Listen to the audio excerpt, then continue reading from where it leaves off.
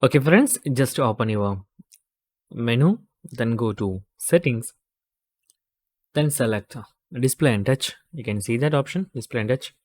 Then select always on display. You can simply tap on that Google right side button to turn on, and you can tap on center text to get more functions or preview. You can see here, this is the preview.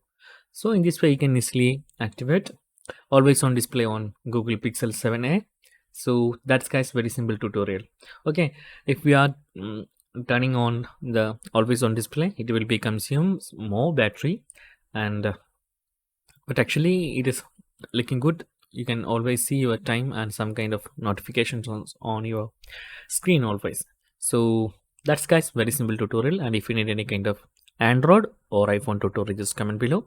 I will post my replies as videos so you can easily watch, understand it.